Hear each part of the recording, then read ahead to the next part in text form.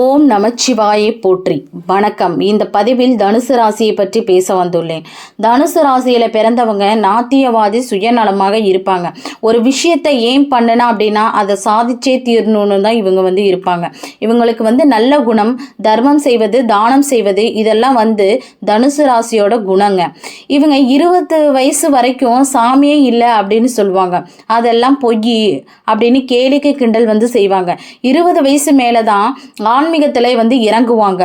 அந்த சாமியே இல்லாமல் வாழவே முடியாது அப்படின்னு நம்புறவங்க தாங்க இவங்க தனுசு ராசியில் குரு ஆட்சியாக இருப்பதனால மற்றவங்களுக்கு ஆலோசனை வழங்கக்கூடிய திறமை இவங்களுக்கு இருக்குங்க. அடுத்து ஒரு பஞ்சாயத்து போகிற அந்த இடத்துல பொதுவாக இருக்கிறதும் பொது சேவை செய்கிறதும் இதெல்லாம் தனுசு ராசியை தாங்க குறிக்கும். பொதுவாக இவங்களுக்கு பூஜை அறை, எழுதுவோர், உயரக சீருடை, நிதி நிறுவனங்கள், பெட்டகங்கள், ஆசிரியர், நிதித்துறை, தங்க வியாபாரம், கௌரவ பணி, புரோகிதம், பக்தி மார்க்கம் இதெல்லாம் தனுசு ராசிக்கு சொந்தமானதாக அமையுங்க. இதில் சின்னன்னு வந்தாங்கன்னா வில் அம்புங்க. அப்போது காடு மிரண்டா அப்படிங்கிற ஒரு பழமொழி சொல்லுவாங்க. மிருகன் பாதி மனிதன் பாதி அப்படின்னு கமல்ஹாசன் ஒரு படத்தில் சொல்லுவார்ல, அது மாதிரி இவங்க சாதுவாக தான் இருப்பாங்க. ஆனால் வேகம் கோவம்னு வந்துட்டா வில்ல இருந்து வர அம்பு மாதிரி வேகமாக தாங்க வரும். அப்போ இவங்கக்கிட்ட சாந்த குணத்தை பார்க்கலாங்க.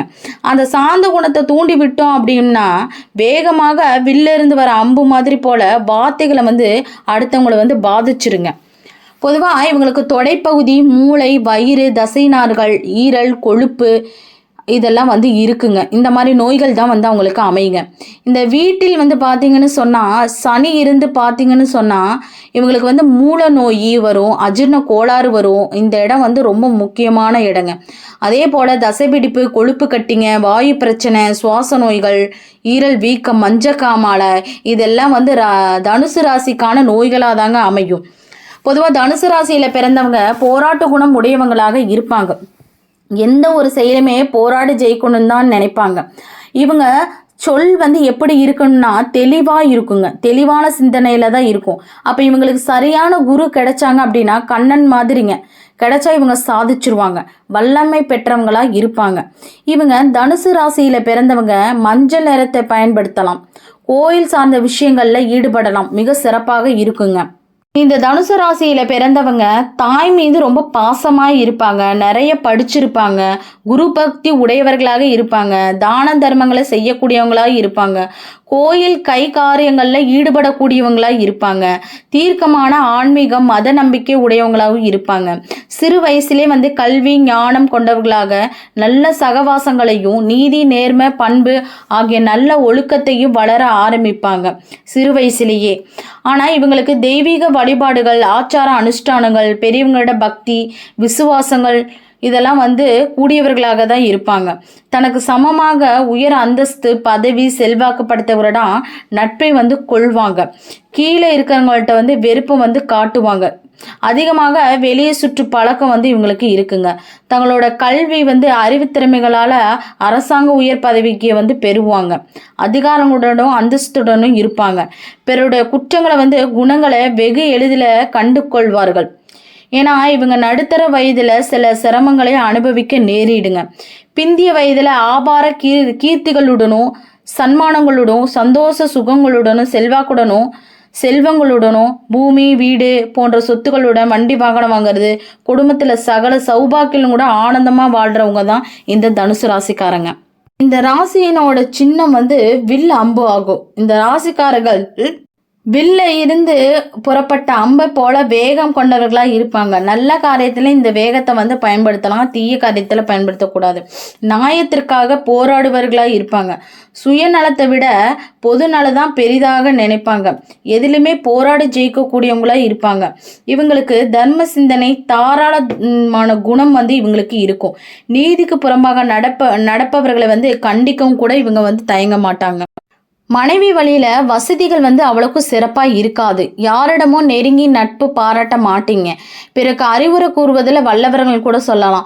இவங்களை முன்னேற்றத்தில் தந்தையினோட பங்கு அதிகமாக இருக்குங்க. பிறப்பிடத்தை விட்டு வெளியிடத்தில் வாழ்வர்களாக இருப்பீங்க. மத நம்பிக்கையால் அசைக்க முடியாத போதிக்கு குணம் இவங்களுக்கு சிறு வயசுலேயே இருக்குங்க.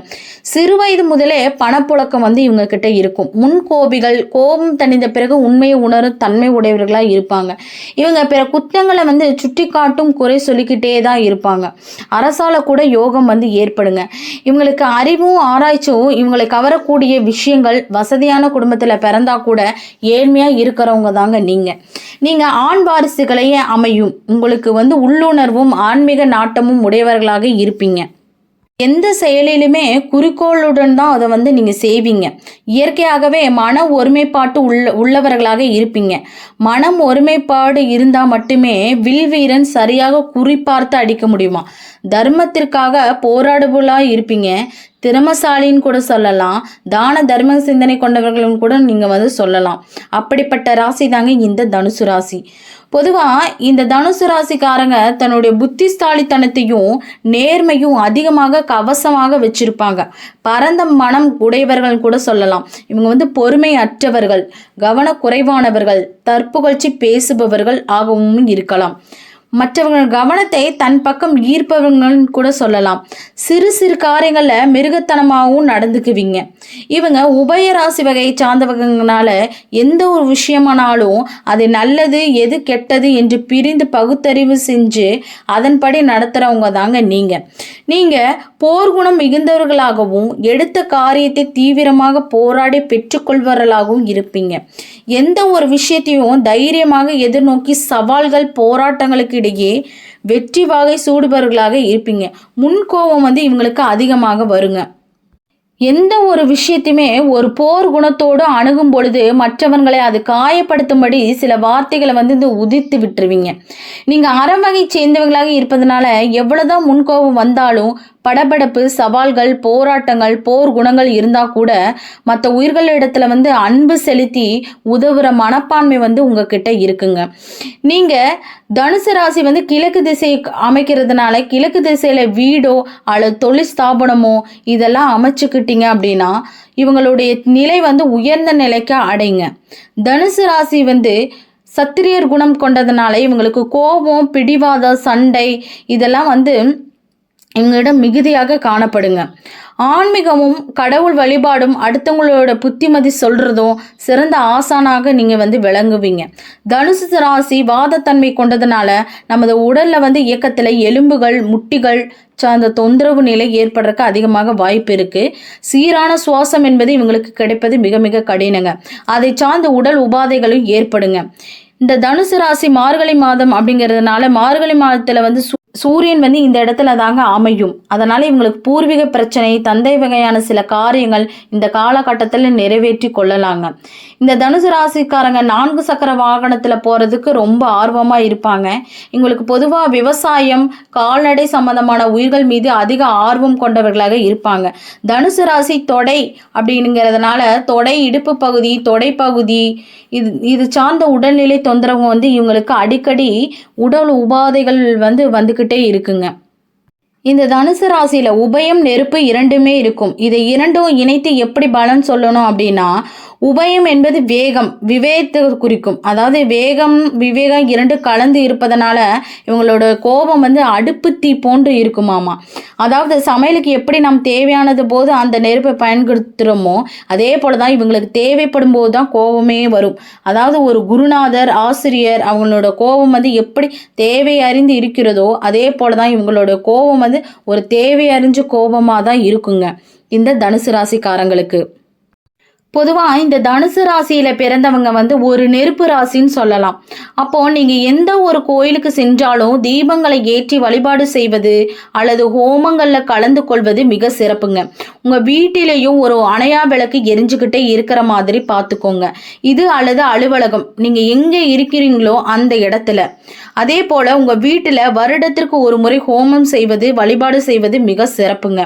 அதே போல் கோயிலில் நடக்கக்கூடிய கும்பாபிஷேக நிகழ்வுகளில் ஹோமம் பண்ணுவாங்க, சண்டி ஹோமம் பண்ணுவாங்க. வருடத்திற்கு ஒரு முறை ஏதாவது ஹோமங்கள், எந்த ஹோமம் எங்கே நடந்தாலும் அந்த ஹோமத்தில் போய் கலந்துக்கோங்க. அந்த ஹோமத்தில் கலந்து கொண்டு உங்கள் பிரார்த்தனையை முன்வைத்து வழிபாடு செஞ்சுக்கிட்டு வந்தீங்க அப்படின்னா உங்களது பிரார்த்தனைகளானது 100% வெற்றி பெறுவது உறுதிங்க. பொதுவாக தனுசு ராசியில் பிறந்தவங்க தானம் தர்மம் செய்கிறதுல ரொம்ப ரொம்ப வள்ளர்கள்னு கூட சொல்லலாம். அதனாலேயே இந்த தனுசு ராசிக்காரங்க வந்து தர்மங்களை செய்வதற்காகவே இந்த உலகத்திற்கு வந்து பிறப்பு எடுத்திருக்காங்க. நன்றி, வணக்கம். ஓம் நமச்சிவாய போற்றி.